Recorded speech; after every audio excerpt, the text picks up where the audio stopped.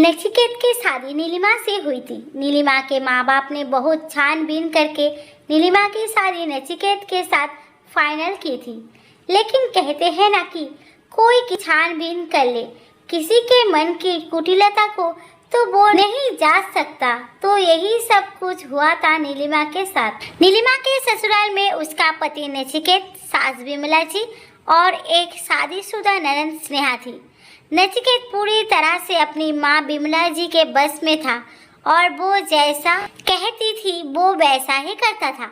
नीलिमा अपने ससुराल में नचिकेत की पत्नी बनकर नहीं बल्कि विमला जी, नचिकेत और स्नेहा के गुलाम बनकर रहती थी।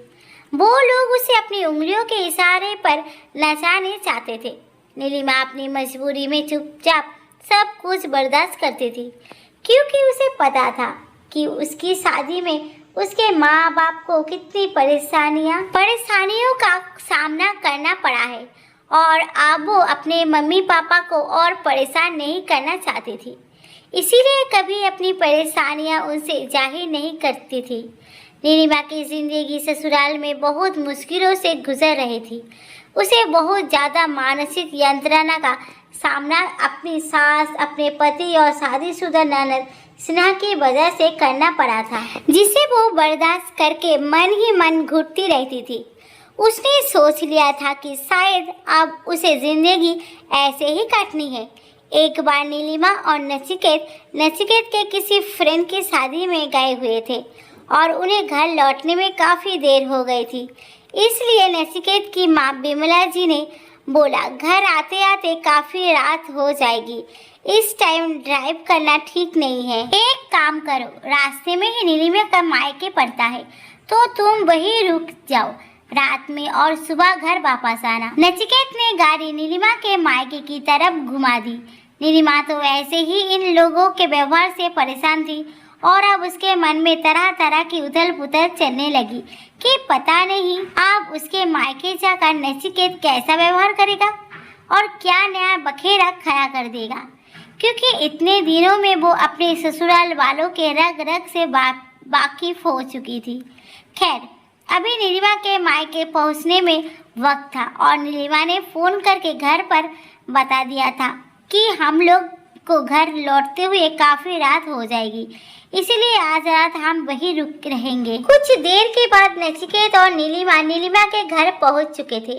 घर पर नीलिमा के माँ नहीं थी, क्योंकि वो अपने बीमार भाई को देखने अपने मायके गई हुई थी, अपने बेटे यानी कि नीलिमा के भाई के साथ, क्योंकि उसके मामा जी को सीरियस हार्ट अटैक आया था और वो अस्पताल में भर्ती थे। के पिताजी खुद बीमार रहते थे, इसीलिए वो घर पर ही थे। नीलिमा की भाभी भी घर पर ही थी, लेकिन वो 8 महीने की गर्भवती थी और उनकी तबीयत ठीक नहीं रहती थी। अब नचिकेत नीलिमा के मायके पहुंचा तो भाभी आराम कर रही थी, क्योंकि रात हो चुकी थी और वैसे भी 8वें महीने में वो क्या ही काम कर पाती। सासू माँ अगले दिन आने वाली थी, इसीलिए नीलिमा के पिता नीलिमा और नचिकेत के लिए चाय बनाने किचन की तरफ जाने लगे। नीलिमा ने अपने पापा को रोक लिया और बोला, पापा आप बैठिए, मैं चाय बना लेती हूँ। भाभी ने आवाज़ सुनी तो वो उठकर आने की कोशिश करने लगी, लेकिन नीलिमा ने मना कर दिया और बोली, नहीं नहीं भाभी, आप आराम कीजिए, अभी आपको आराम की ज़रूरत है, आप टेंशन मत लीजिए, यहाँ मैं सब देख लूँगी। उसने खुद ही किचन में चाय बनाई। नीलिमा के पापा ने बेटी दामाद के लिए बाहर से खाना मंगवा लिया था। खाना पैक करके किचन में रखा हुआ था। नीलिमा समझ चुकी थी कि मम्मी शायद सुबह मामा जी के पास गई होगी तो खाना बना कर गई होगी, जिसे पापा और भाभी ने खा लिया होगा। और अचानक उन लोगों के आने की खबर सुनकर पापा ने बाहर से ऑर्डर कर दिया होगा, क्योंकि भाभी की हालत तो बिल्कुल ठीक नहीं, वो क्या ही बना पाएगी। उसने चुपचाप वो सारा खाना प्लेट में निकाला और नचिकेत के सामने ले आई, क्योंकि वो लोग शादी में एक दिन पहले ही गए थे और अगले दिन दोपहर में वहाँ से निकल चुके थे। इसीलिए रात का खाना उन लोगों ने नहीं खाया था और सोचा था कि नीलिमा के घर पर ही खाना खाएंगे, लेकिन उन्हें ये बात नहीं पता था कि नीलिमा के मम्मी घर पर नहीं है। खैर पापा से काफी इंतजाम कर दिया था, लेकिन खाने को देखकर नचिकेत को समझ में आ चुका था कि खाना बाहर से मंगवाया गया है। नचिकेत का मूड ऑफ हो चुका था, क्योंकि उसे लग रहा था कि वो इस घर का इकलौता दामाद है और उसकी खातिरदारी में सबको पलके बिछाकर इंतजार करना चाहिए था। लेकिन ना घर में सासू माँ है, ना साले साहेब है, भाभी भी है। भाभी तो अपने कमरे में पड़ी हुई है और पापा ने बाहर से खाना मंगवा कर रख दिया है। यही इज्जत है मेरी नीलिमा के मायके में। एक तो ऐसे ही नचिकेत का परिवार बहुत ही मन भरता, ऊपर से ऐसे वक्त पर नचिकेत नीलिमा के मायके पहुंचा जब वहाँ पर खुद ही दिक्कतें थी। बस अब तो नचिकेत को एक मौका मिल चुका था। अगली सुबह नीलिमा की भाभी ने चाय नाश्ता बनाने के लिए किचन का रुख किया, लेकिन उसके पैरों में काफी सूजन हो चुकी थी और कमर में भी बहुत ज्यादा दर्द था, जिसकी वजह से उनसे खड़ा नहीं रहा जा रहा था। इसीलिए नीलिमा ने उन्हें आराम करने के लिए भेज दिया और खुद ही चाय नाश्ता बना लिया। और उसके बाद जब नीलिमा और नचिकेत अपने घर पहुंचे तो नचिकेत को मौका मिल गया नीलिमा को और परेशान करने का, और उसने घर जाकर पूरे घर में हंगामा कर दिया। यही इज्जत है मेरी ससुराल में। ससुराल गया तो सासू माँ नहीं थी, साले साहेब नहीं था, भाभी अपने कमरे में ड्रामा करके बैठी हुई थी और बीमार ससुर जी ने होटल से खाना मंगवा कर रख दिया। जब पता था कि घर का एक लौता दामाद आ रहा है तो क्या सासू माँ और साले साहेब को आने ही जाना चाहिए था? लेकिन नहीं, उन्हें तो हमारी बेइज्जती करवानी थी। ये सब कुछ जानबूझकर किया गया है, मुझे सब समझ में आ रहा है। और पता नहीं क्या क्या बोलने लगा। इस पर बिमला जी बोली, बिल्कुल ठीक कह रहा है बेटा, ये सब कुछ जानबूझकर किया गया है। क्या जब तेरी सासू माँ ने जाना कि तू आ रहा है तो वो वापस नहीं आ सकती थी? इस पर नीलिमा ने बोली, मामा जी बहुत सीरियस कंडीशन में अस्पताल में भर्ती है और मम्मी उन्हीं को देखने गई थी भैया के साथ, तो वो कैसे तुरंत आ जाती? मामा जी की जिंदगी खतरे में है और वो आईसीयू में भर्ती है। इस पर बिमला जी ने कहा, अच्छा ज्यादा बकवास मत कर, तेरी भाभी तो थी ना घर पर, वो तो कम से कम अपने ननद और नंदोई के खातिरदारी करती। इस पर नीलिमा ने कहा, अरे मम्मी जी, भाभी का तो खुद ही 8वां महीना चल रहा है, वो तो खुद परेशान है, उनसे कोई काम नहीं होता। मम्मी खुद एक दिन का बोल कर गई है, क्योंकि उन्हें पता है घर में परेशानी हो जाएगी तो वो क्या ही करती, जिससे खुद ही खड़ा नहीं हो जा रहा है। इस पर बिमला जी ने बोली, ये सब फालतू की बातें होती है, ननद की इज्जत करनी आती नहीं, घर के दामाद की इज्जत करनी आती नहीं, और तुम बकवास कर रही हो। अरे ननद जब घर आती है तो उसकी कितनी मान इज्जत की जाती है, लेकिन तुम्हारे घर वाले क्या जाने, देखते नहीं हो मेरी बेटी आती है तो हम उसे कैसे पलकों पर बिठा कर रखते हैं, और एक तुम्हारे घर वाले हैं। कहकर बिमला जी ने बहुत गंदी गंदी बातें नीलिमा के मम्मी पापा और भाई भाभी को बोलनी शुरू कर दी। काफ़ी देर तक नीलिमा ने ये सब कुछ बर्दाश्त किया, लेकिन फिर नीलिमा से बर्दाश्त नहीं हुआ। उसने बोल दिया, हाँ मम्मी जी, मुझे बहुत अच्छे से पता है आप ननद की कितनी सेवा करती हैं। तभी तो अपनी शादी के बाद से मैंने कभी किसी भी बुआ को यहाँ आते नहीं देखा, और आपकी बेटी भी अपने ननद की कितनी सेवा करती है। तभी तो जब उसकी ननद अपनी डिलीवरी के लिए मायके आई थी, वो भी इसलिए क्योंकि उनकी ननद की सास नहीं है, तो उसकी माँ ने उसे अपने पास बुला लिया था, तो आपने भी अपनी बेटी को तुरंत अपने पास बुला लिया था, ये बोलते हुए कि तू क्यों अपनी ननद की सेवा करेगी, तू उसकी नौकर है क्या? करने दे उसकी माँ को जो करना है, तू चुपचाप मायके आ जा, और जब तक तेरी ननद अपने मायके में है तू वहाँ नहीं जाएगी। और सच में जब तक स्नेहा की ननद अपने मायके में रही थी तब तक स्नेहा भी अपने मायके में ही थी। इतनी ज़्यादा सेवा की थी स्नेहा ने अपने ननद की कि ये सब बातें तो मुझे पता ही है। विमला जी और नचिकेत ने जब देखा कि नीलिमा ने मुंह तोड़ जवाब दे दिया है, तो उन्हें अपना सिंहासन डोलता देखा। नचिकेत ने आओ दिखाना था और नीलिमा के ऊपर हाथ उठा दिया। अब तक नीलिमा को मानसिक यंत्रणा दी जाती, लेकिन आज नचिकेत ने नीलिमा के ऊपर हाथ उठाकर सारी हदें पार कर दी थी। अब नीलिमा भी सोच लिया था कि अब वो इन लोगों को छोड़ेगी नहीं। उसकी जिंदगी तो खराब होनी तय है।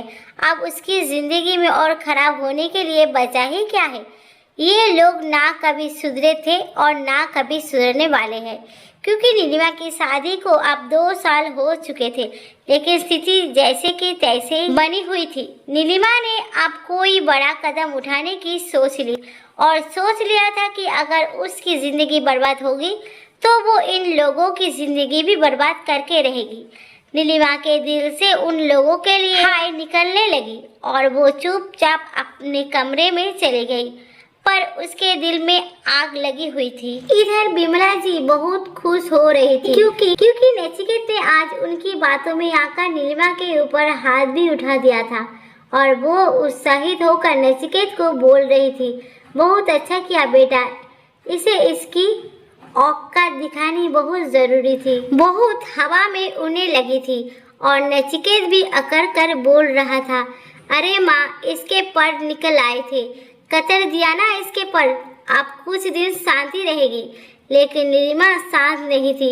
उसके मन में तूफान उठा हुआ था और उसके रोम रोम से आज अपनी सास विमला जी के लिए बद्दुआ निकल रही थी, क्योंकि अपने मन पर बेटे को समझाने के बजाय हर वक्त उसे भड़काने का काम किया था विमला जी ने, और आज भी उसकी गलत हरकत पर उसे बढ़ावा देकर और उस्का रही थी। साथ ही साथ ननद स्नेहा, जो कि इस घर की हर लड़ाई में बराबर की भागीदार होती थी, उसने भी फोन पर भाई को नमक मिर्च लगाकर नीलिमा के खिलाफ भड़काने में कसर नहीं छोड़ी थी। नीलिमा को पता नहीं था कि ईश्वर इतनी जल्दी उन्हें इन लोगों से बदला लेने का मौका दे देंगे।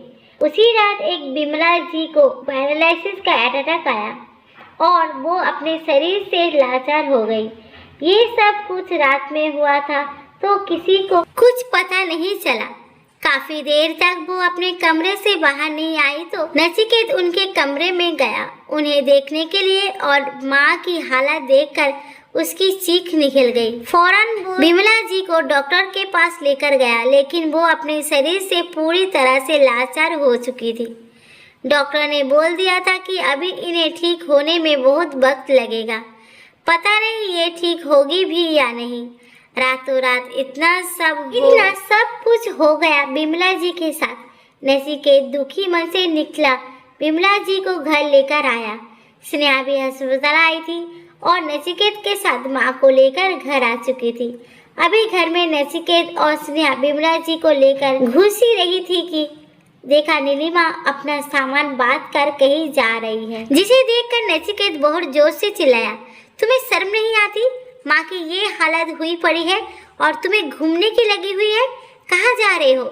इस वक्त नीलिमा ने उतने ही तेज आवाज में बोली, हाँ तो तुम्हारी माँ है, तुम्हारी माँ की जो हालत है वो तुम और तुम्हारी ये नालायक बहन देख लो ना। वैसे भी इस औरत से मुझे कोई लेना देना नहीं है और ना ही कोई हमदर्दी है। मैं अपने मायके जा रही हूँ, नहीं रहना मुझे यहाँ तुम जैसे के बीच। सुनकर नचिकेत, विमला जी और स्नेहा हिल गए कि यहाँ घर की हालत इतनी खराब है और नीलिमा मायके जा रही है। नचिकेत ने बहुत तेज आवाज में नीलिमा को बोला, चुपचाप अपने कमरे में जाओ, नहीं तो हाथ पैर तोड़ दूंगा। मेरी माँ की हालत ऐसी है, अभी उनकी सेवा करने के बजाय तुम्हें मायके जाना है। लेकिन नीलिमा आज किसी से डरने वाली नहीं थी। उसने बोल दिया, तुम्हारे इस नीच माँ की सेवा करने के लिए इसकी 2 नीच औलादे हैं ना, वो दोनों करें अपने इस नीच माँ की सेवा। मुझसे इससे कोई लेना देना नहीं है। इस नीच घटिया औरत से भगवान ने इसे इसके कर्मों का सजा दी है और मैं बहुत खुश हूँ। आप देखती हूँ इस नीच घटिया औरत की प्यारी औलादे, जिसे उसने अपनी नीचता की सारी शिक्षा दी है, इसकी कितनी सेवा करती है। मुझे आज कोई नहीं रोक सकता। नीलिमा ने आज बहुत ही गंदे शब्द का इस्तेमाल किया था विमला जी और उनके बच्चों के लिए, लेकिन उसके दिल को बहुत सुकून मिल रहा था क्योंकि पिछले 2 सालों से वो ये सब कुछ झेल रही थी और रात में जो कुछ भी हुआ था और नचिकेत ने जिस तरह से उसके ऊपर हाथ उठाया था और उसके माँ बाप भाई भाभी को गालियाँ दी थी, आज ही विमला जी की इस हालत को देखकर उसे बहुत सुकून मिल रहा था। नीलिमा ने किसी की कुछ नहीं सुनी और चुपचाप अपने मायके जाकर बैठ गई और अपने माँ बाप से बोल दिया, प्लीज मम्मी पापा आप लोग कुछ मत बोलिएगा, मैं सब कुछ देख लूँगी, आप लोगों को टेंशन लेने की कोई ज़रूरत नहीं है। पर ऐसे नीच घटिया लोगों को सुधारना बहुत ज़रूरी होता है। आप मुझे कुछ वक्त दीजिए, या तो इन्हें सुधार दूंगी या तो हमेशा के लिए इनसे किनारा कर लूँगी, पर इन्हें इनके किए की सज़ा तो देनी ही है ताकि ज़िंदगी में दोबारा इतना नीच कर्म करने से पहले ये 100 बार सोचे। नीलिमा के माँ बाप को समझ में नहीं आ रहा था कि वो क्या करने की सोच रही है। ऊपर से विमला जी की हालत इतनी खराब थी।